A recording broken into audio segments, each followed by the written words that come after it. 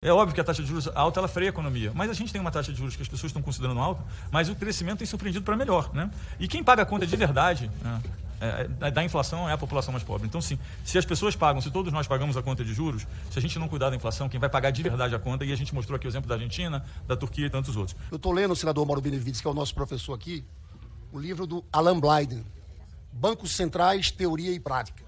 O Alan Blyden, ele foi vice-presidente do FED, ou seja, conhece a operação de um banco central na prática. E está na academia. É considerado hoje o guru dos bancos centrais. Ele defende aqui a autonomia do Banco Central. Mas ele fala autonomia em relação à política e em relação ao mercado financeiro. Ele tem um capítulo só sobre isso. Banco Central e os mercados. Mas há um outro tipo de independência, que mesmo sendo igualmente importante, na minha opinião, é raramente discutida. Independência em relação aos mercados financeiros. Eu citei aqui, na última audiência, um artigo do Nilson Teixeira, que é um economista muito sério, foi economista-chefe do Credit Suisse. E ele questionava justamente 250 reuniões com instituições privadas, com bancos, feitas por diretores do Banco Central no ano de 2022. Vai além, disse ele, que o Jerome Powell, presidente do FED norte-americano, em 2022 teve 5 encontros, nenhum com a banca privada, com o mercado, todos com universidades e instituições. A Christine Lagarde, a mesma coisa. Então, há uma preocupação formal na teoria e na prática sobre essa relação com o mercado financeiro. Aqui tem um diálogo do senhor que eu não vou transcrever, na verdade uma gravação do André Esteves, do BTG, foi gravado numa reunião, ele dizendo, olha, o presidente do Banco Central está aqui, me ligou, pô André, o que você está achando disso? Onde você acha que é a taxa de juros mais baixa? Aí ele descreve o diálogo. Então, o primeiro ponto é esse. Mas eu questiono também em relação à política. Eu estou lendo esse livro do Alan Blyden. Não existe um presidente do Banco Central, como presidente do Banco Central, desenvolver um agregador de pesquisas para a campanha do Bolsonaro. Não existe um presidente do Banco Central votar com a camisa da seleção brasileira. Não existe um presidente do Banco Central fazer um converscote com o Tarcísio e dizer depois, saiu dizendo, o Tarcísio me chamou para ser ministro. Isso, sinceramente, é muito grave. Isso abala toda a credibilidade do Banco Central. E aqui, presidente, eu quero voltar à sua gestão como presidente do Banco Central Autônomo.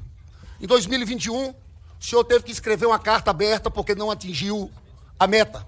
Na verdade, a inflação encerrou em 2021 acima de 10%. Em 2022, novamente.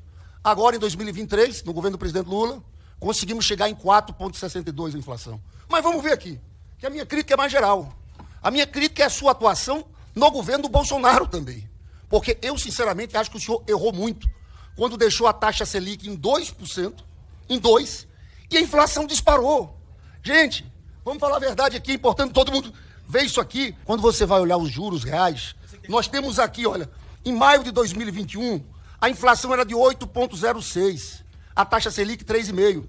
Eram juros reais negativos de menos 4,35%. E foi assim durante todo o governo Bolsonaro. O juros real permaneceu assim até o mês de julho de 2022. Que aí, porque em maio de 2022, sabe quanto eram os juros reais? 0,91. E, presidente, não adianta dizer, olha, nós mexemos, eu aumentei a taxa de juros no período eleitoral. O senhor sabe, eu sei, os jornalistas que cobrem a economia sabem que quando você aumenta a taxa de juros, o impacto é 9 meses, 12 meses depois. Então, a verdade foi essa. O senhor teve uma política monetária extremamente frouxa e levou a inflação às alturas. Em abril de 2022, a inflação chegou a 12%.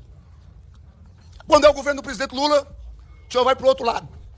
Uma taxa de juros muito alta, como não houve em nenhum momento do governo Bolsonaro.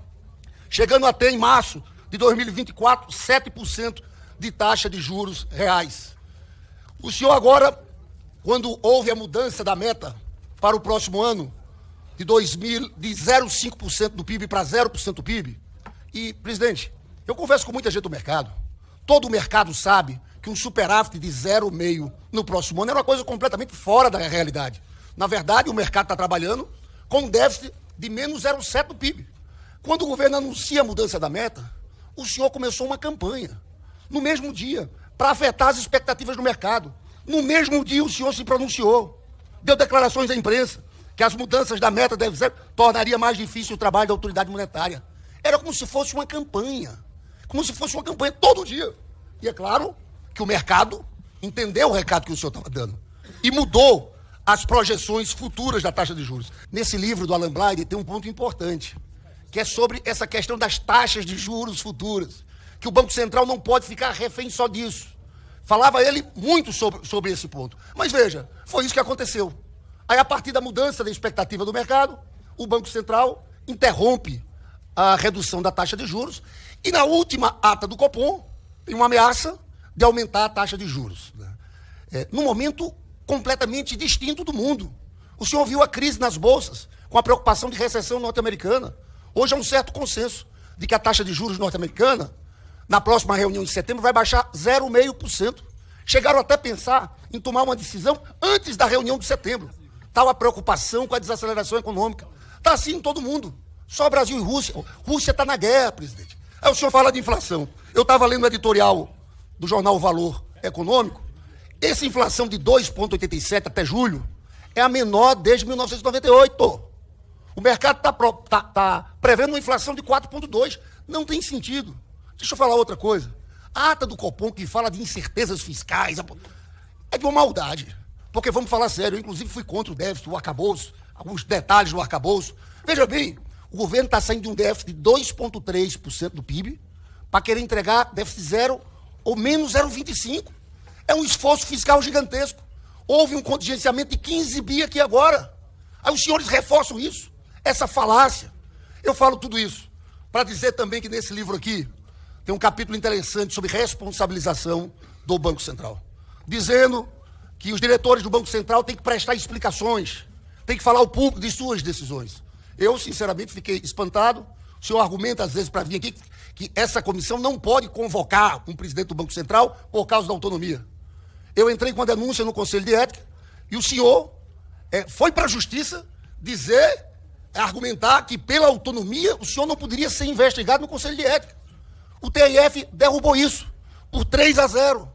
E aí o senhor vai prestar os esclarecimentos lá, tanto sobre os offshores, aquela denúncia do Pandora Papers, mas também sobre uma denúncia que eu fiz. Eu apresentei aqui, está aqui, o nome das empresas, perguntei na reunião passada se o senhor era proprietário desses fundos exclusivos e se havia remuneração pela taxa Selic. O senhor não respondeu. Não é obrigado a responder aqui, até porque tem um conselho de ética.